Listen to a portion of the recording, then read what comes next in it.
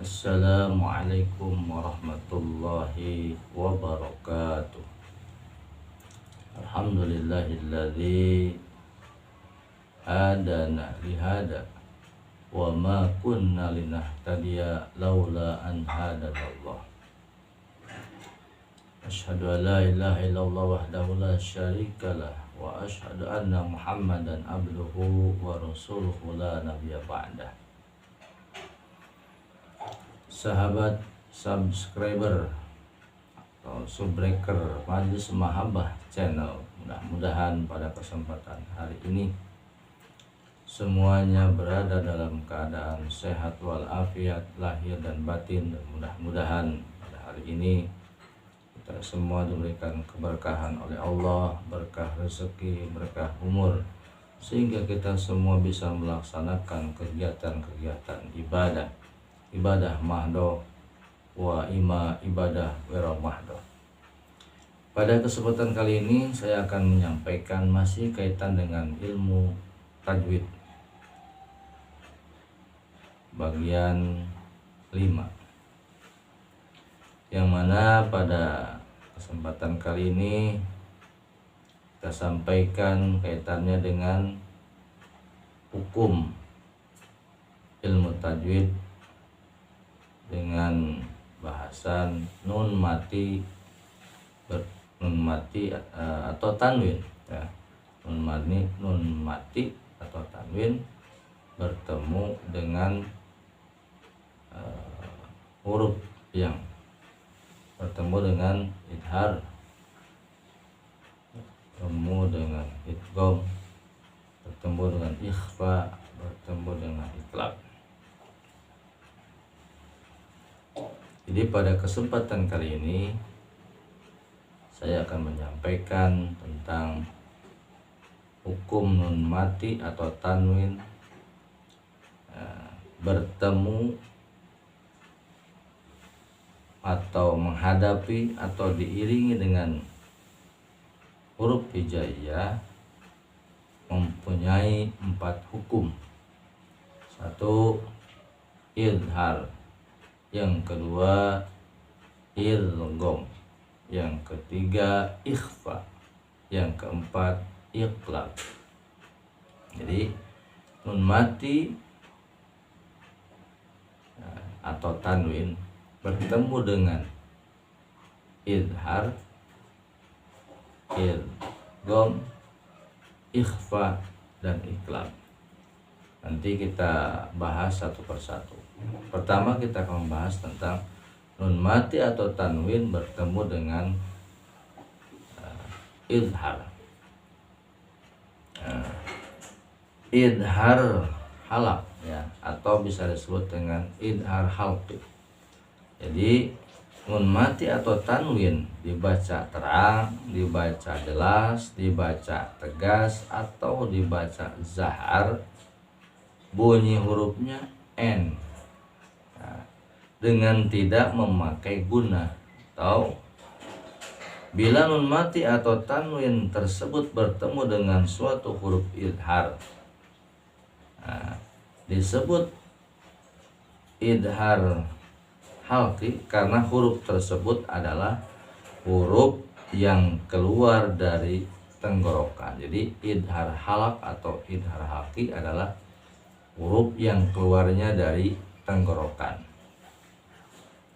Ada berapa? Ada 6 huruf yang keluar dari tenggorokan, yakni alif, ha besar, ketiga ain, keempat ha, yang kelima rin, yang keenam kha.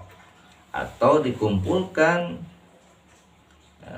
dalam kalimat akhi haka ilman hazahu ghairu khasirin, atau hamzun faha thumma ainun ha'u muhmalatan thumma ainun kha'u, atau ilhi khamah. Itu yang 6 tersebut dikumpulkan dalam satu kalimat supaya untuk mudah mempelajarinya atau mudah mengingatnya. Nah, Nun mati bertemu dengan huruf idhar terbagi dua macam. Nun mati bertemu dengan huruf idhar terbagi dua macam. Yang pertama, nun mati pada satu kalimat atau huruf idhar di kalimat lain. Contoh yang pertama, min ummatin. Jadi ini contoh nun mati pada satu kalimat. Min ummatin.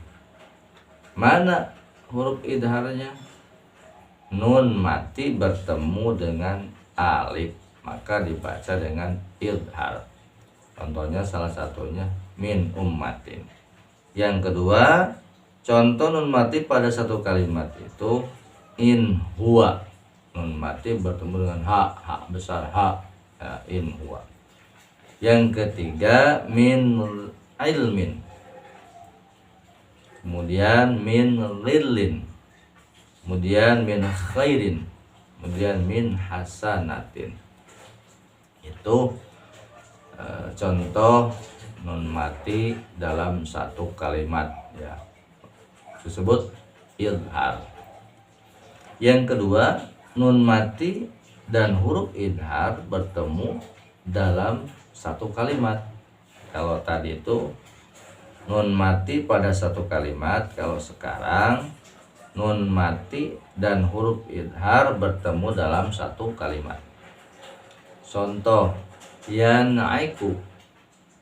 Yanaiku, nun mati bertemu dengan ain.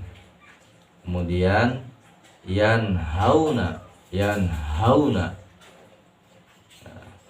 Kemudian yanauna. Kemudian yanhituna. Tanhituna. Kemudian fasayun riduna. Kemudian wal munkhonifah. Itu contoh nun mati dan huruf idhar bertemu dalam satu kalimat. Nah, kemudian tanwin bertemu dengan huruf idhar hanya dalam satu macam, yaitu tanwin di satu kalimat, huruf idhar di kalimat lain, atau tidak ada tanwin yang bertemu dengan huruf idhar di satu kalimat. Contoh, min ummatin ajalaha jurufin har ghaniyun 'anil 'alamin li ahadin indahu. Nah, ini contoh nun mati atau tanwin. Nah, ini contoh tanwin, ya. Tanwin bertemu dengan huruf idhar. Min ummatin ajalaha, tanwin bertemu dengan alif. Kemudian jurufin harin, tanwin bertemu dengan ha. Kemudian ghaniyun 'anil 'alamin, ghaniyun, tanwin bertemu dengan ain. Jangan dibaca ikhfa, ghaniyun, jangan. Ya, seperti dalam ayat kursi itu ada tanwin nun mati bertemu dengan ain, dibaca min ilmihi, salah. Jadi nun mati bertemu dengan ain maka dibacanya idhar halak. Jadi jangan sampai nun mati bertemu dengan ain dibaca ikhfa. Jadi perlunya kita belajar, perlunya kita murojaah. Jadi jangan kita ditalar dulu, maka lihat dulu ayat-ayat Al-Qur'annya supaya jelas. Li ahadin indahu, tanwin bertemu dengan ain.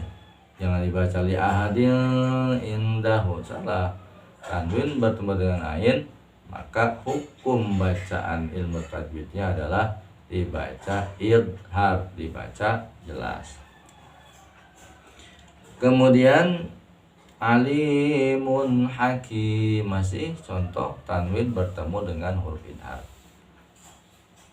alimun hakim, tanwin bertemu atau domah tain, tanwin bertemu dengan hak. Disebut dengan tanwin itu patah tain, domah tain, kasroh tain, itu tanwin. Azizun ghafur, jangan dibaca ikhfa, azizun ghafur. Nah, salah. Jadi harus tahu patokannya, huruf idhar itu apa saja, huruf ikhfa itu apa saja. Jadi jangan sampai idhar dibaca ikhfa atau sebaliknya. Makanya harus tahu patokan hukum bacaannya. Azizun ghafur, maghfiratun khair, jangan dibaca maghfiratun, tanwin domah tain di sini bertemu dengan kha, huruf idhar. Kemudian satu lagi contohnya, darratin khairan, darratin khairan, jelaskan bacanya. Darratin jangan dibaca darratin, jangan dibaca darratin, dibaca jelas. Jadi idhar itu dibaca jelas, jente kalau menurut bahasa Sundanya. Nah, mudah-mudahan kita bahas idhar dulu, nanti ke depan kita lanjutkan dengan idgham, kemudian ikhfa dan iqlab. Jadi nun mati atau tanwin ya terbagi 4. Yang pertama, nun mati atau tanwin bertemu dengan huruf idhar. Yang kedua, bertemu dengan idgham. Idgham terbagi 2, nanti kita akan bahas di depan. Kemudian ikhfa, dan yang keempat adalah iqlab. Mudah-mudahan walaupun sedikit bermanfaat, dan kita selalu tetap bermurojaah, lihat Al-Qur'annya supaya kita jangan sampai salah, dan datang kepada guru-guru para ustadz setempat atau kepada orang yang sudah memahami ilmu tajwid.